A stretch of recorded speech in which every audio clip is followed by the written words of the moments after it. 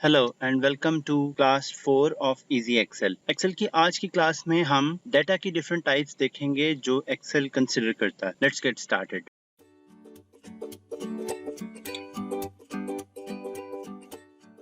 Excel different type of data को different तरीके से ट्रीट करता है और हमें डाटा को एंटर करते वक्त ये चीज समझने की जरूरत है कि एक्सेल ने इस डाटा को कैसे ट्रीट किया है ताकि हम उस पर बाद में फंक्शन परफॉर्म करना चाहते हैं वो हम राइटली परफॉर्म कर सकें। बेसिकली एक्सेल 3 डिफरेंट टाइप्स में डाटा को एंटर करता है। First and the foremost is the numeric value. Excel numeric values consider करता है हर उस वैल्यू को जो नंबर्स की शेप में होती है। ये आपकी सेल्स की अमाउंट हो सकती है, आपके टेस्ट के स्कोर्स हो सकते हैं या और कोई भी नंबर जो आप एक्सेल में ऐड करते हैं, that could be your numeric value. इसके अलावा एक्सेल डेट और टाइम दोनों चीजों को एज अ न्यूमेरिक वैल्यू ही ट्रीट करता है। एक्सेल न्यूमेरिक वैल्यूज को राइट साइड पे अलाइन करता है किसी भी सेल में। मिसाल के तौर पे अगर मैं H7 में 85 लिखूं और एंटर का बटन प्रेस करूं तो एक्सेल उसको राइट साइड पे अलाइन कर देगा, विच मीन्स के ये एक नंबर है। इसी तरह जैसे मैं आज की डेट लिखूं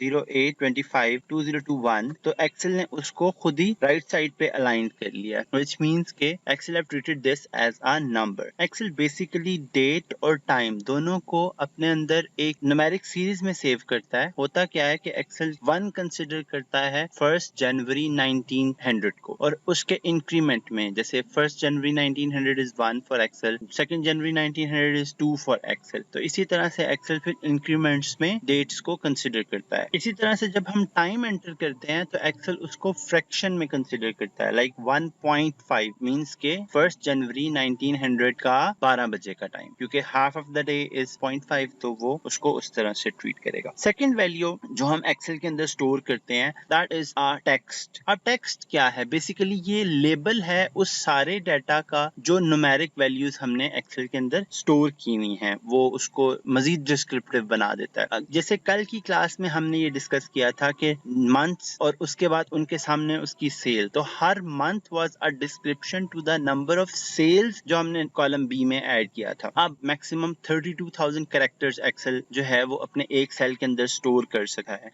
अगर तो एक्सेल को नेक्स्ट कॉलम का जो सेल है वो खाली मिलेगा तो एक्सेल उसमें रिप्रेजेंट करना शुरू कर देगा उसी टेक्स्ट को, अगर वो उसमें पूरा नहीं आ रहा। जैसे कि D10 के अंदर हम देख रहे हैं कि एक्सेल ने D10 में लिखना था लेकिन उसको जगह कम मिली तो उसने नेक्स्ट वाले में E में उसको फिट इन कर लिया।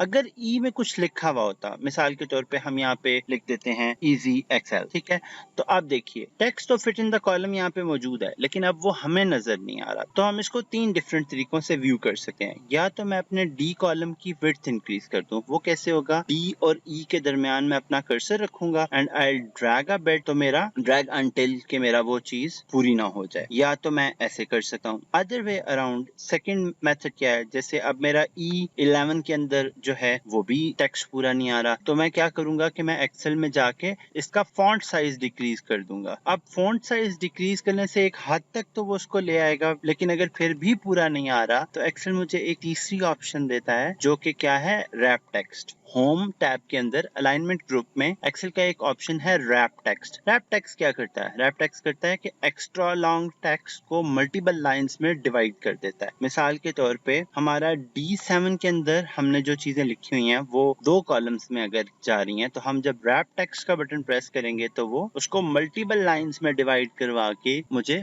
फुल फ्लैश वहीं पे शो करना शुरू कर देगा। थर्ड टाइप ऑफ डाटा जो कि एक्सेल अपने अंदर स्टोर करता है वो है आपका formula. And formula is the thing जो स्प्रेडशीट को वाकई में स्प्रेडशीट बनाती है। और हम कुछ फार्मूलाज जो हैं वो नंबर्स पे परफॉर्म करते हैं। लाइक हम अगर एक सिंपल फार्मूला, बहुत सिंपल फार्मूला लिखते हैं +5 ठीक है। एक्सेल में फार्मूला लिखने के लिए हम 2 डिफरेंट चीजें यूज कर सकते हैं। Either we can start with plus और we can start with is equal to. दोनों सूरतों में आंसर एक ही होगा, 5 + 5 = 10, ठीक है जी। और टेक्स्ट के फार्मूलाज जो हैं दैट कुड बी जॉइन और that could be something else, जिसमें हम 2 कॉलम्स का टेक्स्ट आपस में जोड़ लेते हैं। For example = formula and wrap text. तो हमने टेक्स्ट का एक फार्मूला लगा लिया है which is formula wrap text. 2 different columns में लिखी हुई चीजों को एक जगह पे क्लब करके दिखा दिया। This is what text formula is. That's it for today. हम इसी तरह step by step further move करते रहेंगे और इसके लिए आपको हमारा चैनल सब्सक्राइब करना पड़ेगा, बेल का आइकन भी प्रेस करना पड़ेगा ताकि जब नई वीडियो आए आपको पता चल जाए और आप हमारे साथ कनेक्टेड रह सकें। Have a happy learning. Thank you.